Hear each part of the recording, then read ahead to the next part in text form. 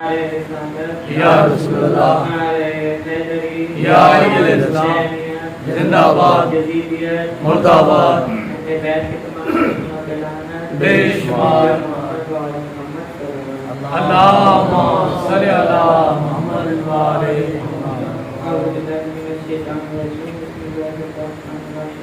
الحمدللہ رب العالمین الصلاة والسلام علی اشرف الانبیاء والمرسلین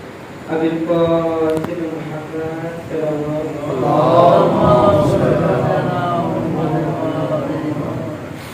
وآلہ الطیبین الطاہرین سلام اللہ علی اعدائهم اجمعین قال سبحانہ وتعالی فی کتابہ المجید و فرقانہ المبین بسم اللہ الرحمن الرحیم الذی قال ربنا اللہ مستقام تتنزل علیہم الملائکہ آج ہم کس ہستی کی محفل میں بیٹھے ہیں اس سے دو مناسبتیں رکھی ہیں، ایک شہادت امام باقر علیہ السلام اور ایک رہبر معظم کے چہلوں کے حساب سے ہم نے یہ چہلوں کی مناسبت سے محفل سجائی، تو انشاءاللہ خدا تعالی اس محفل میں ہمارا بیٹھنا عبادت شمار فرمائے گا۔ تو بس کچھ سب آپ کو رہنا دیتے ہیں۔ تو دیکھیے عزیزان، آج کے دور میں اگر ہم اپنا تعین کرنا چاہتے ہیں، ہم یہ دیکھنا چاہتے ہیں کہ آج کے دور میں ہماری ذمہ داری کیا بنتی ہے، آج کے دور میں اگر ہم دیکھنا چاہتے ہیں کہ آیا ہم حقیقی شیعہ ہیں یا نہیں، آج کے دور میں ہم دیکھنا چاہتے ہیں کہ ہم حقیقی عزادار حسین ابن علی ہیں کہ نہیں، آج کے دور میں اگر ہم اپنا تعین کرنا چاہتے ہیں تو ہم تمام لوگوں کی ان تمام اصطلاحات کو دیکھتے ہوئے جس ہستی کی طرف نظریں اٹھتی ہیں، اس ہستی کا نام سید علی خامنہئی ہے۔ یہ سید علی خامنہئی کے اندر تمام صفات موجود ہیں، اور اگر ہم اپنا تعین کرنا چاہتے ہیں تو ہمیں یہی چاہیے کہ ہم سید علی خامنہئی کی زندگی کے اصولوں کو دیکھیں اور اس کو دیکھ کے اپنی زندگی کے اصولوں سے ملائیں کہ آیا ان کی زندگی اور ہماری زندگی میں کتنا فرق ہے۔ تو عزیزان، یہ مکتب اہل بیت کا یہ بہت بڑا افتخار ہے کہ خدا نے اپنی دین کی مدد کے لیے، دین کی نصرت کے لیے جس مکتب کو چنا، طول تاریخ میں جس مکتب کا انتخاب کیا وہ مکتب اہل بیت اور مکتب اہل تشیع ہے، اور الحمدللہ ہمارا سر فخر سے بلند ہونا چاہیے کہ ہم اسی مکتب اہل بیت کے ماننے والے ہیں، ہم مکتب تشیع ہیں، ہم مکتب اہل بیت کے ماننے والے ہیں۔ تو رہبر معظم میں بہت ساری خصوصیات پائی جاتی تھی اور بہت ساری نیک صفات پائی جاتی تھی، تو جس میں سے میں دو خصوصیات کو اپنا موضوع سخن بناتا ہوں۔ ایک کے توکل، خدا کی ذات پہ توکل، رہبر معظم نے خدا کی ذات پہ انتہائی مضبوط توکل کیا اور خدا کے باتوں کو بہت سچا ایمان رکھتے تھے، جیسے کہ میں نے شروع میں عرض کیا، خدا کا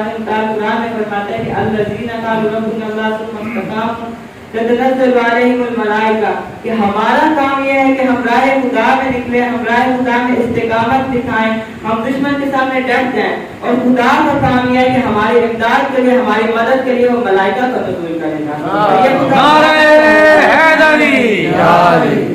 یہ خدا قرآن میں وعدہ کر رہا ہے کہ تم میرے لیے راہ خدا میں میرے لیے نکلو، میں تمہاری مدد کے لیے فرشتوں کو نازل کروں گا۔ اور بے شک رہبر معظم بھی خدا کی راہ میں نکلے، خدا کی راہ میں شہید ہوئے، اور خدا نے ان کی مدد کے لیے ملائکوں کو بھی بھیجا ہوگا۔ اور جب رہبر کی شہادت ہوئی تو ہم یہ بغیر سوچ سمجھے کہا جا سکتا ہے کہ رہبر کی شہادت کے وقت امام زمان علیہ السلام نے ان کو سنبھالا ہوگا، امام زمان علیہ السلام ان کے ساتھ تھے اور ہمیشہ ان کی امام زمان علیہ السلام سے ملاقات بھی ہوتی ہوگی۔ تو عزیزان، یہ توکل رہبر معظم کا تھا، اور یہ توکل کی ایک میں مثال ہوں حضرت ابو طالب کے دور میں جب ہاتھیوں کا لشکر آیا تو لوگوں نے حضرت ابو طالب سے کہا کہ اے ابو طالب علیہ السلام کہ تم ان ہاتھیوں کو کس طرح مقابلہ کر سکے گا، یہ اتنے بڑے اور اتنا جھوٹا ہے ان ہاتھیوں کا کہ تم ان سے مقابلہ نہیں کر سکتا۔ لیکن کیا تھا کہ ابو طالب کا ایمان مضبوط تھا، ابو طالب کا توکل خدا کی ذات میں تھا، یہ ابو طالب کا توکل خدا کی ذات میں تھا، اور اس کا نتیجہ یہ نکلا کہ خدا متعال ان چھوٹے چھوٹے پرندوں کے منہ میں کنکریاں دے کر ابو طالب کی مدد کے لیے بھیجا، تاکہ ابو طالب جو ہے اپنے زمانے میں رسوا نہ ہو سکے، تاکہ لوگوں کو جو ابو طالب نے کہا کہ میرا خدا کی ذات پہ ایمان ہے، خدا میری مدد ضرور کرے گا، تو لوگ اس کو یہ تانے نہ دے سکے تو خدا نے تیری مدد نہ کی، اس وجہ سے خدا متعال نے یہ چھوٹے چھوٹے ابابیلوں کے منہ میں کنکریاں دے کر ہاتھیوں کو فنا کر دیا۔ اور آج بھی لوگ یہ کہتے ہیں کہ یہ ایران، ہماری نظر میں ایران بہت بڑا ہے، لیکن لوگوں کی نظر میں ایران بہت چھوٹا ہے، بہت عام سا ملک ہے. تو لوگ یہ سوچتے ہیں اور لوگ یہ بات کرتے ہیں کہ یہ ایران ایک چھوٹا سا ملک امریکہ جیسی اتنی بڑی پاور کو، اتنی سپر پاور کو کس طرح ختم کر سکتا ہے. تو یہ عزیزان، یہ اس وقت بھی لوگوں نے یہی الفاظ دہرائے تھے کہ ابو طالب، یہ ایک ابو طالب اتنے بڑے ہاتھیوں کی جھنڈ کو کس طرح ہاتھیوں کی جھنڈ سے مقابلہ کر سکتا ہے. لیکن ابو طالب کا ایمان خدا کے ساتھ پہ تھا، خدا نے اس کی مدد کی. تو آج میں یہاں پہ یہ کہہ سکتا ہوں کہ آغا خامنہئی کا بھی ایمان خدا کی ذات پہ تھا کہ خدا کی ذات نے ان کی مدد کی، اور آج وہ انشاءاللہ فتح پا گئے. ماشاءاللہ ماشاءاللہ. اور دوسری خصوصیات رہبر نے دشمن شناسی کی تھی. دشمن شناسی کس طرح آیا؟ آج کے دور میں لوگ اتنی میٹھی میٹھی باتیں کرتے ہیں، لیکن لوگ اوپر سے جتنے نیک ہوتے ہیں اکثر لوگ اندر سے بغض پالتے ہیں. لوگ لوگوں سے ملاقات کرتے ہیں، لیکن ملاقات کے پیچھے ایک بہت ان کی بری نظریں ہوتی ہیں. ملاقات کے پیچھے ایک، یہ جس طرح کی مثال ہے، رسول خدا نے فرمایا کہ دنیا کی مثال ایک سانپ کی، دیکھنے میں بہت نرم اور ملائم ہے، لیکن اس کا زہر جو ہے وہ بہت خطرناک ہے. اسی طرح لوگوں کی بھی مثال ہے. تو میں عرض کروں کہ دشمن شناسی رہبر معظم کو بہترین دشمن شناس رہبر معظم رہے. تو رہبر معظم دشمن شناسی اس طرح کرتے، اور یہ ایران ایسا ملک ہے کہ جس میں دشمن ہزاروں نقاب ڈال کر بھی آ جائے تو یہ ملک دشمن شناسی بہترین طریقے سے کرتا ہے. جس طرح امام حسن علیہ السلام نے قیام نہیں کیا، امام حسن علیہ السلام نے قیام نہیں کیا، اس کے پیچھے یہ وجہ ہے کہ امام حسن نے دشمن شناسی کی. اس دشمن شناسی کے نتیجے میں امام حسن کو دشمن شناسی ہوئی، اس کے نتیجے میں امام حسین نے قیام کیا، اور اس کے نتیجے میں ہی یہ کربلا برپا ہوئی. میں جتنی بھی باتیں یہاں پہ کی، میں خدا سے دعا گو کہ سب سے پہلے میں اس پہ عمل کروں. اور آج کے دور میں ہمیں بھی چاہیے کہ آیا کہ ہماری یہی ذمہ داری آج کے دور میں بنتی ہے. کیا ہمیں چاہیے کہ ہم خاموش ہو کے گھروں میں بیٹھیں؟ یہ بالکل نہیں چاہیے. اور ہمیں ملت تشیع کو آج کے دور میں متحد ہونا، آج کے دور میں ہمیں یہی چاہیے. آج کے دور میں صرف وحدت کی ضرورت ہے. اگر ہم ملت تشیع تفرقوں میں بٹ جائیں، اور دشمن تو یہی چاہتا ہے کہ ہم تفرقوں میں بٹ جائیں، تفرقوں میں بٹ جائیں گے تو ہم دشمن کا مقابلہ نہیں کر سکیں گے. جس طرح امام خمینی نے فرمایا کہ تم لوگ ہاتھ باندھنے اور ہاتھ کھول کے نماز پڑھنے پہ اعتراض کر رہے ہو اور اس پہ جھگڑا کر رہے ہو، اور دشمن تمہارے ہاتھ کاٹنے پہ جو ہے وہ اپنی پلاننگ کر رہا ہے. اور یہی امام خمینی نے فرمایا کہ اگر ہم ملت تشیع اور بلکہ تمام امت ہے وہ واحد ہو کہ اگر ایک ایک بالٹی پانی کی بھی ہم امریکہ پہ گرائیں تو یہ امریکہ پہ ایک بہت بڑا سیلاب آ سکتا ہے. یہاں پہ انہوں نے بالٹی پانی کی مثال اس لیے دی کہ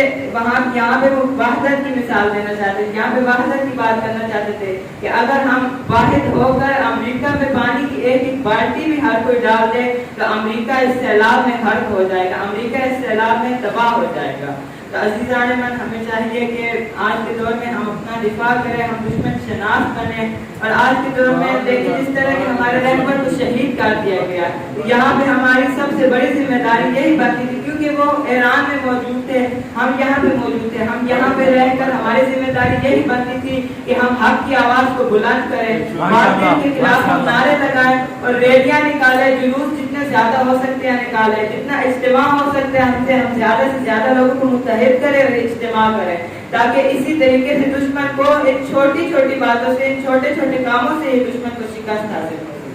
سکے. انشاءاللہ ہم یہاں پہ جتنے لوگ بیٹھے ہیں اور اس کے علاوہ جو لوگ ہیں، انشاءاللہ ہم واحد ہو کر جو ہے دشمن شناسی بھی کریں گے. انشاءاللہ ہم ملت تشیع اور تمام امت کو اپنے ساتھ لے کے چلیں گے. تو عزیزان من، کیونکہ آج شہادت امام باقر علیہ السلام تھی، تو بس چند جملے ذکر مصائب کے کہ امام باقر علیہ السلام کو جب زہر دی گئی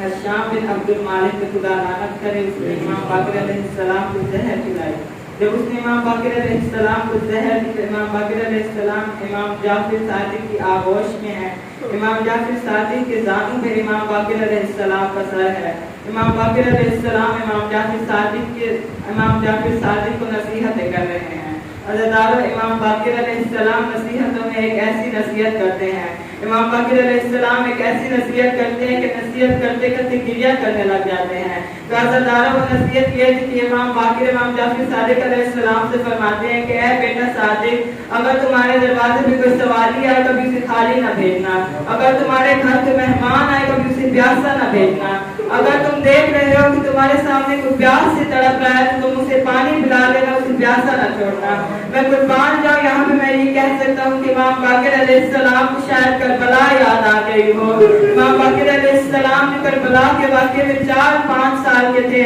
تاریخ میں ملتا ہے کہ امام باقر علیہ السلام 4-5 سال کے تھے۔ یہ 4-5 سالوں کے اندر انہوں نے دادی زینب کی رضا چھینتی دیکھی، 4-5 سالوں کے اندر انہوں نے کربلا کا تمام واقعہ دیکھا اور اسیروں کو بھی دیکھا، بلکہ نہیں یوں کہ وہ خود بھی اسیروں میں شامل تھے۔ امام زمانہ زیارت ناہیہ میں عرض کرتے ہیں، میرا سلام ہو اس مظلوم امام پر، میرا سلام ہو اس مظلوم امام پر جس کا بچپن شام کا بازار کھا گیا اور جس کی جوانی زہر کھا گئی۔ امام کو اتنی ظلم کی زہر دی گئی کہ امام کی جگر کے ٹکڑے باہر آنے لگ گئے۔ عزیزانو، ہمیں چاہیے کہ ہم امام کی سیرت پہ عمل کریں، امام کی سیرت پہ عمل کرتے ہوئے اپنی